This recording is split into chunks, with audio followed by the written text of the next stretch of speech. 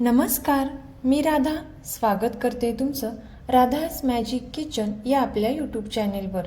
तर आज आपण पाहणार आहोत गुढीपाडवा विशेष रबडी बासुंदी कशी बनवायची। अगदी घरच्या घरी अवघ्या 10 ते 15 मिनिटांमध्ये तयार होणारी ही रबडी बासुंदी, अतिशय पौष्टिक असणारी ही बासुंदी आजपर्यंत तुम्हाला ही पद्धत कोणीच सांगितली नसेल। चला तर मग आजच्या रेसिपीला आपण सुरुवात करूया। तर सर्वात अगोदर इथे आपल्याला एका पॅनमध्ये फुल फॅट दूध घ्यायचं आहे। इथे मी गोकुळचे अर्धा लिटर दूध वापरलेलं आहे। आता या दुधामध्ये आपल्याला पाण्याचा वापर अजिबात करायचा नाही। या दुधाला इथे आपण एक चांगली उकळी मारून घेणार आहोत। दुधाला एक छान अशी उकळी आल्यानंतर इथे आपण हे चमच्याने एकदा चांगले या पद्धतीने मिक्स करून घेणार आहोत। आता याला एक उकळी आलेली आहे। गॅसचा फ्लेम इथे आपल्याला थोडासा कमी करायचा आहे। यामध्ये आपल्याला आता साखर घालून घ्यायची आहे। इथे मी सुरुवातीला एक अर्धा कप साखर यामध्ये घालणार आहे। अर्धा लिटर दुधासाठी इथे आपण फक्त अर्धा कप साखरेचा वापर करायचा आहे आणि बाकीची राहिलेली जी साखर आपण वापरणार आहोत ती पुढे मी कोणत्या पद्धतीने वापरायची ते तुम्हाला सांगते। यासाठी रेसिपी अगदी शेवटपर्यंत नक्की पहा। आता अर्धा कप साखर घातल्यानंतर आपल्याला हे चांगलं मिक्स करून घ्यायचं आहे। हे चांगलं मिक्स केल्यानंतर गॅसचा फ्लेम आता इथे आपल्याला कमीच ठेवायचा आहे आणि यामध्ये आपण थोडंसं केशर घालून घेणार आहोत। यामुळे बासुंदीला टेस्ट ही अतिशय छान येते। आता केसर घातल्यानंतर पुन्हा एकदा इथे आपण हे चांगलं मिक्स करून घ्यायचं आहे।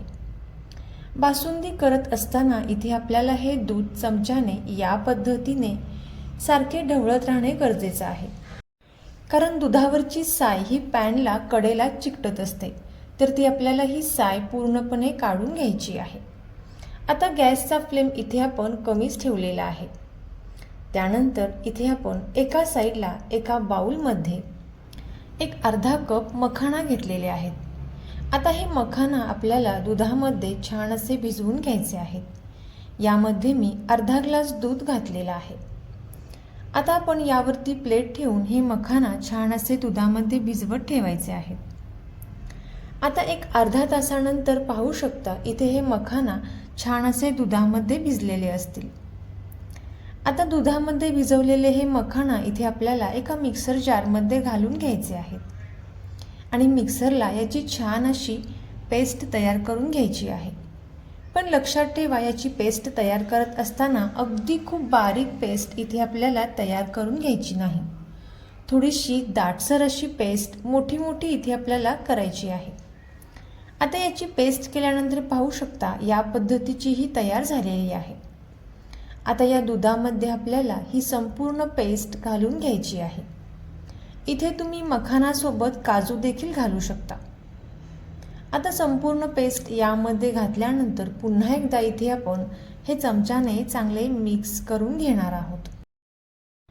तोपर्यंत जर तुम्ही आपल्या चॅनेलवरती नवीन आला असाल तर नक्कीच आपल्या चॅनेलला सबस्क्राईब करा आणि सबस्क्राईबच्या पुढचे बेल आयकॉनचे बटन दाबा, जेणेकरून इथून पुढच्या छान छान रेसिपीज सर्वात अगोदर तुम्हाला पाहायला भेटतील। आता इथे आपल्याला एक 10 मिनिटांपर्यंत हे जे दूध आहे ते थोडंसं आटवून घ्यायचं आहे आणि पाहू शकता एक 10 मिनिटांनंतर यावरती साय छान अशी आलेली आहे आणि दूध हे थोडंसं आटलेलं आहे आणि मखानासुद्धा यामध्ये छान असे शिजले जातील। आता आपल्याला पुन्हा एकदा एक 5 मिनिटांपर्यंत हे दूध थोडंसं आटवून घ्यायचं आहे।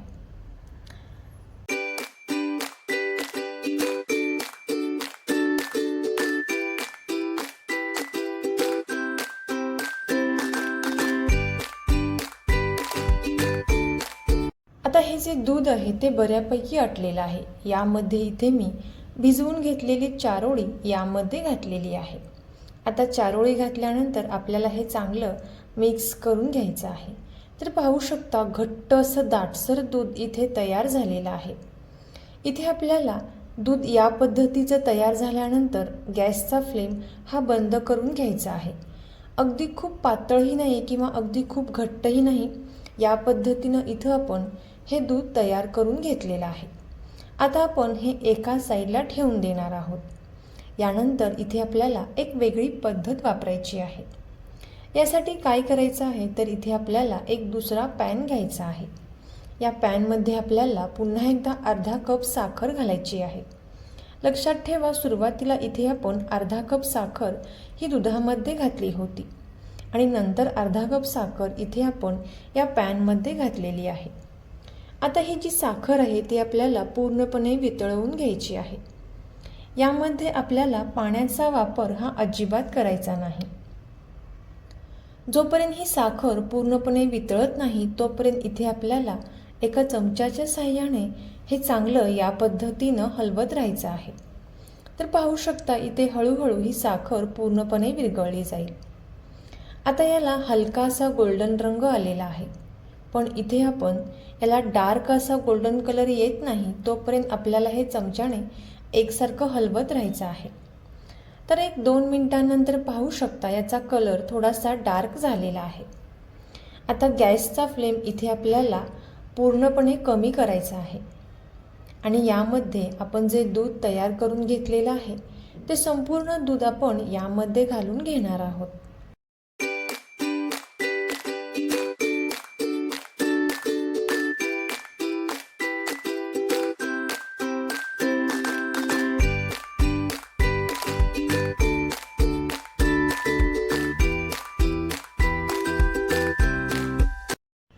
आता इथे आपण गॅसचा फ्लेम हा कमीच ठेवायचा आहे आणि हे मिश्रण चांगलं व्यवस्थित मिक्स करून घ्यायचं आहे. 5 मिनिटांपर्यंत इथे आपल्याला हे मिक्स करत राहायचं आहे आणि 5 मिनिटांनंतर पाहू शकता इथे हे दाटसर अशी रबडी बासुंदी तयार झालेली आहे. आता ही तयार झालेली बासुंदी इथे आपल्याला फ्रीजमध्ये अर्ध्या तासांसाठी ठेवून द्यायची आहे आणि अर्ध्या तासानंतर थंड झाल्यानंतर इथे आपण एका बाउलमध्ये काढून घेणार आहोत.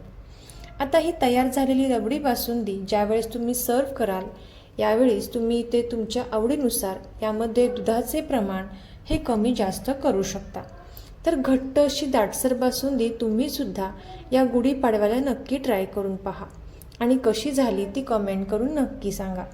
तुम्हाला जर ही रेसिपी आवडली असेल तर नक्कीच आपले मित्रमैत्रिणी आणि नातेवाईकांसोबत शेअर करा.